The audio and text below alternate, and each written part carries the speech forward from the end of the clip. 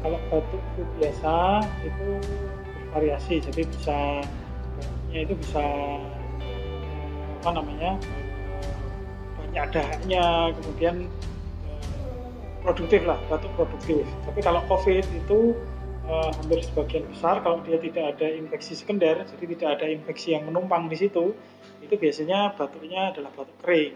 Jadi lebih dominan ke batuk keringnya. Tapi kalau batuk flu biasa, dia batuknya batuk produktif, jadi dahaknya mungkin bisa banyak, bisa batuknya dahak banyak, dahaknya bisa kental, bisa bening gitu. Pokoknya batuknya produktif.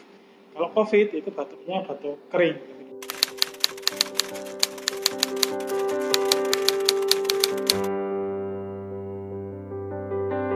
Ya, tertular apa enggak itu tergantung dari daya tahan tubuh. Orang yang pernah tertular TBC itu belum tentu daya tahan tubuhnya lebih rendah dibanding orang yang tidak pernah tertular TBC.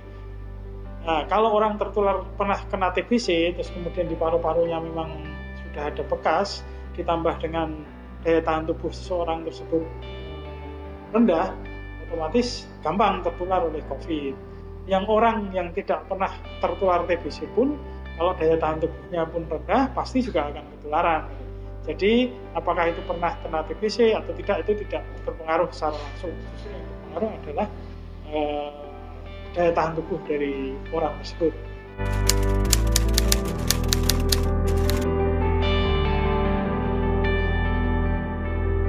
Ya, biasanya kita beri nomor satu terapinya adalah namanya terapi suportif. Terapi suportif itu adalah apa yang menjadi kebutuhan pasien untuk dapat mempertahankan kondisinya supaya tetap survive, tetap bisa bertahan hidup.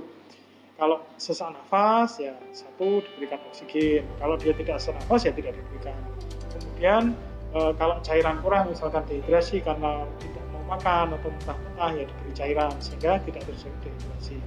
Kemudian terapi simptomatis, terapi gejala, misalkan batuk, ya diberi obat batuk. Kalau dia pilek, diberi obat pilek. Kalau demam, diberi obat demam. Kalau dia nyeri, diberi obat nyeri.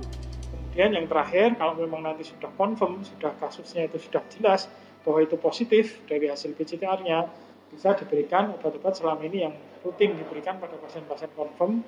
Ada beberapa antivirus yang bisa diberikan untuk pasien COVID, walaupun memang secara penelitian semuanya masih dalam tahap penelitian obat-obat tersebut. Tetapi kalau memang kasus tersebut confirm, itu sudah ada guideline untuk diberikan beberapa obat antivirus.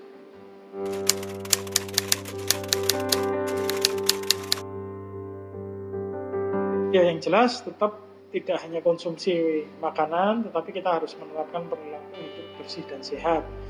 Jadi tetap rajin mencuci tangan, kemudian tetap memakai masker, kemudian menjaga jarak, dan kemudian yang selanjutnya adalah tidur istirahat yang cukup, gaya hidup tetap harus yang baik ya, tidak boleh merokok, minum alkohol gitu ya. Kemudian makan ini yang dianjurkan yang penting makanan gizinya seimbang, jadi antara karbohidrat, protein, vitamin itu seimbang.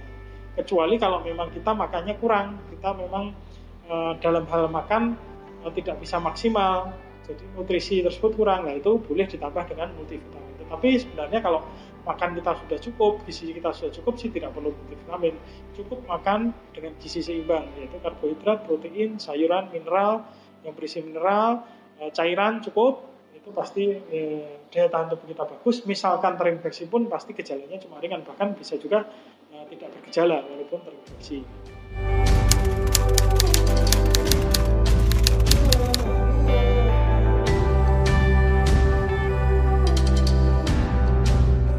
Bisa, karena rapid test itu kan dia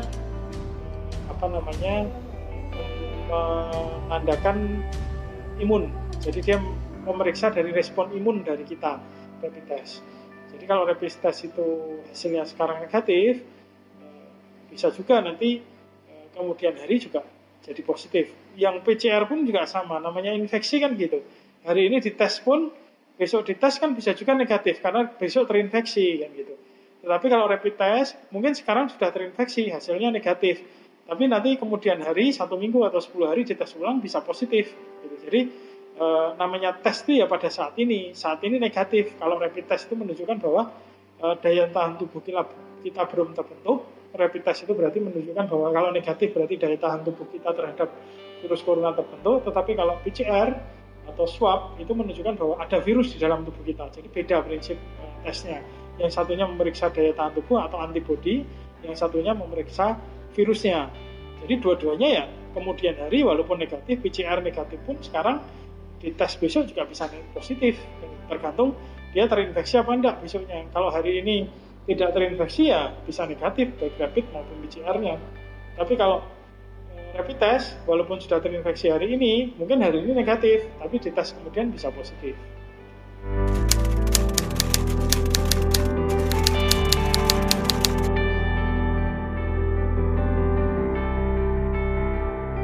OTG apa tidak itu kan label yang diberikan kalau seseorang tidak punya gejala. OTG kan singkatannya orang tanpa gejala. Diberikan label apabila orang tersebut kontak erat dengan pasien COVID positif. Jadi bukan orang tidak ada riwayat apapun kemudian diberi label OTG.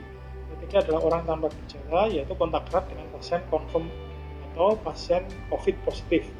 Jadi kontak erat itu tinggal satu rumah, bepergian dalam satu mobil, begitu. Nah, secara panduan itu harusnya dilakukan pemeriksaan PCR, bukan pemeriksaan rapid test. Sehingga kalau dilakukan rapid test ya tidak ada maknanya untuk melepaskan label OTG, karena rapid test itu harus diulang. Jadi kalau rapid test itu aturannya harus 2 kali negatif, bisa dinyatakan negatif kalau diulang dalam jangka waktu 7-10 hari. Jadi kalau 2 kali negatif dengan jarak waktu 7-10 hari dua-duanya negatif, bisa dilepaskan status OTG-nya. Tetapi kalau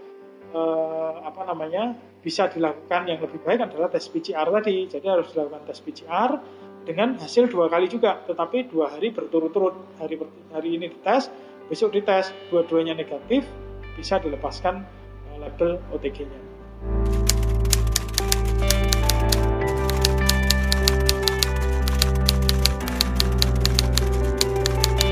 Ya, sesak nafas itu penyebabnya macam-macam. Jadi tidak hanya ada suatu infeksi atau ada suatu alergi, itu bisa karena aktivitas yang berlebihan, bisa karena kecapean, bisa karena asam lambung yang meningkat, itu bisa menyebabkan sesak nafas, bisa karena stres atau psikis. Jadi pengaruh dari sesak nafas, timbulnya sesak nafas itu berbagai macam, termasuk salah satunya tertawa terbahak. Itu bisa karena tertawa terbahak itu akan menyebabkan rangsang di otot-otot, terutama di dada, di tempat lain itu akan menjadi berlebihan, sehingga bisa menyebabkan bronkokonstriksi, jadi bisa menyebabkan sesak nafas. Tetapi sifatnya kalau seperti itu ya temporary atau sementara. Kalau nanti dipakai istirahat, dipakai tarik napas dalam, dia akan hilang sepanjang dia tidak ada penyakit yang lain. Jadi kalau memang sesak nafasnya memang betul karena tertawanya, kemudian karena otot-ototnya itu tegang atau kram, karena akibat tertawanya itu yang berlebihan, ya dia akan hilang sendiri sesak nafasnya, tidak perlu obat apapun. Tapi kalau memang ada penyakit yang lain, ada yang mendasari, misalkan memang dasarnya ada penyakit asma, atau dasarnya memang ada penyakit infeksi paru-paru, begitu ya harus diobati asmanya atau infeksi paru-parunya.